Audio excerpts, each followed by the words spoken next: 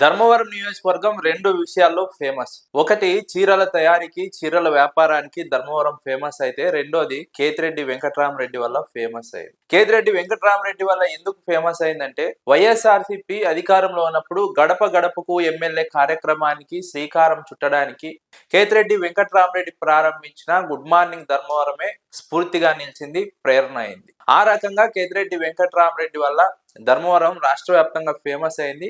నిత్యం ప్రజల్లో తిరుగుతూ ప్రజల సమస్యలు వింటూ వాటికి పరిష్కారం కనుగొంటూ అధికారులు అప్పటికప్పుడు ఆదేశాలతో పనిచేస్తూ వాటిని పరిష్కరిస్తూ సోషల్ మీడియాలో ధర్మవరం నియోజకవర్గం వైరల్ గా మారింది. కేతిరెడ్డి వెంకట్రామరెడ్డి అప్పటి ఎమ్మెల్యేగా వైరల్ గా మారారు. రెండోసారి ఎప్పుడు ఫేమస్ అయిందంటే, కేతిరెడ్డి వెంకట్రామరెడ్డి 2024 ఎన్నికల్లో ఓడిపోయినప్పుడు మరొకసారి వార్తల్లోకి ఎక్కింది ధర్మవరం నియోజకవర్గం. ఎందుకంటే అప్పటి వరకు ఏ ఎమ్మెల్యే వెళ్ళనట్టుగా ప్రజల్లోకి వెళ్లారు, ప్రజల సమస్యలు విన్నారు, వాటిని పరిష్కరించారు. అయినప్పటికీ కూడా ప్రజలు ఓడించారన్న కారణంతో ధర్మవరం నియోజకవర్గ ఫలితాలపైన రాష్ట్ర వ్యాప్తంగా ప్రజలు ఆసక్తిగా చూశారు.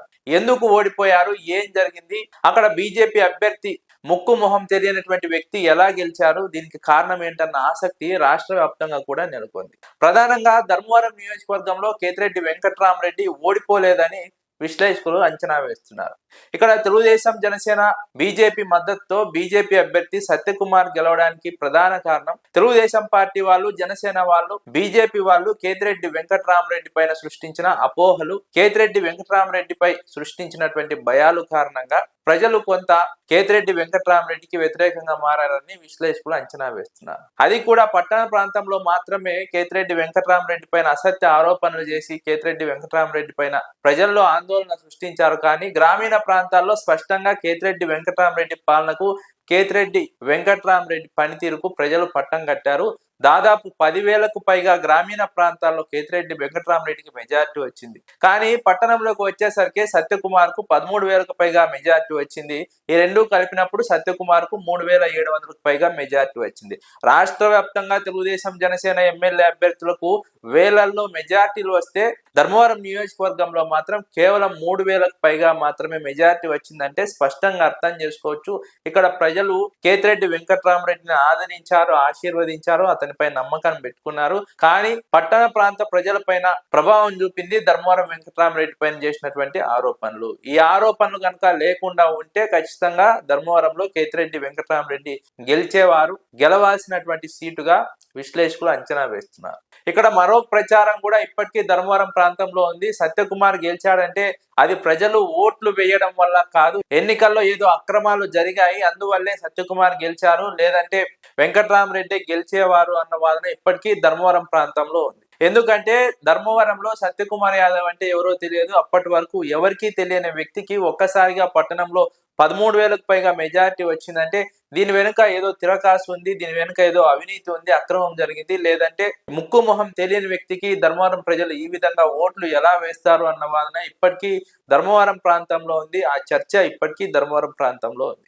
అయితే 24 ఎన్నికల్లో ఓడిపోయిన తర్వాత కేతిరెడ్డి వెంకట్రామరెడ్డి కొంత విరామం తీసుకున్నారు. ఎందుకంటే దాదాపు 5 ఏళ్ల పాటు 365 రోజులు 24 గంటలు ప్రజలతో మమేకం అవడానికి ప్రయత్నించారు, ప్రజలతో కలిసి నడవడానికి ప్రయత్నించారు, వారి సమస్యలు విన్నారు, వాటిని పరిష్కరించే ప్రయత్నం చేశారు.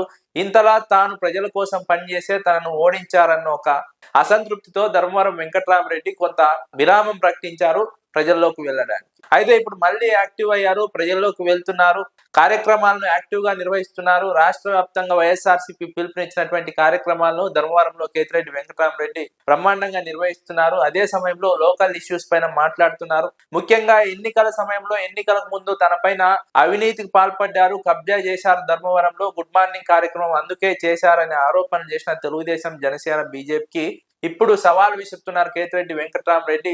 అధికారంలోకి వచ్చి 18-19 నెలలు పూర్తవుతోంది, దమ్ముంటే ఒక్కరి భూమి అయినా కబ్జా చేసినట్టు నిరూపించండి అంటూ కేతిరెడ్డి వెంకట్రామరెడ్డి చాలా అగ్రెసివ్ గా సవాల్ విసిరినారు. కానీ ఇప్పటి వరకు టీడీపీ నుంచి, జనసేన నుంచి, బీజేపీ నుంచి సమాధానం లేదు. ఏ ఒక్క కబ్జా జరిగిందని, ఏ ఒక్కరి భూమి కబ్జా జరిగిందని, ఏ ఒక్కరి భూమి కబ్జా చేశారని ఇప్పటికీ నిరూపించలేకపోయారంటే దాని అర్థం ఎన్నికలకు ముందు చేసింది అసత్య ప్రచారం, తప్పుడు ప్రచారం. ఆ ప్రచారంతోనే ఎన్నికల్లో బీజేపీ అభ్యర్థి గెలిచారని విశ్లేషకులు అంచనా వేస్తున్నారు. అయితే ధర్మవరంలో వైఎస్ఆర్సీపీ ఇప్పుడు పుంజుకుంటోంది. గత ఎన్నికల్లో స్వల్ప మెజార్టీతోనే, స్వల్ప తేడాతోనే కేతిరెడ్డి వెంకట్రామరెడ్డి ఓడిపోయారు.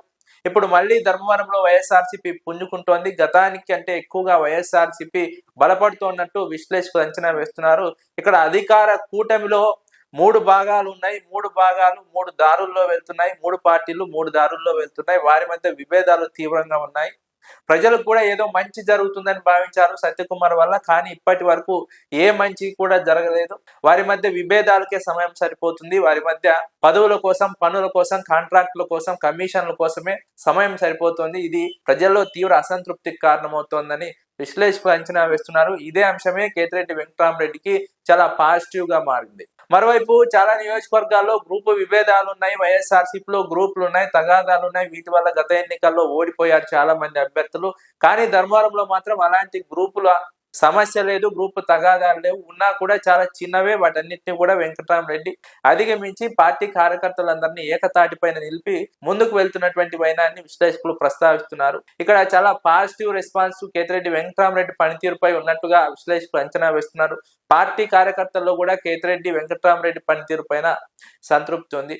అయితే ఎన్నికలకు ముందు అధికారంలో ఉన్నప్పుడు కార్యకర్తలను సరిగా పట్టించుకోలేదన్న ఒక ఆరోపణ ఉంది. అయితే ఈసారి మాత్రం కార్యకర్తలకు ప్రథమ ప్రాధాన్యత ఇస్తామని జగన్మోహన్ రెడ్డి హామీ ఇచ్చిన నేపథ్యంలో కార్యకర్తలు కూడా మళ్ళీ యాక్టివ్ అవుతున్నారు. కేతిరెడ్డి నాయకత్వంలో ధర్మవరంలో మరోసారి వైసీపీని గెలిపించేందుకు వైఎస్ఆర్సీపీ కార్యకర్తలు సమాయత్తం అవుతున్నారు.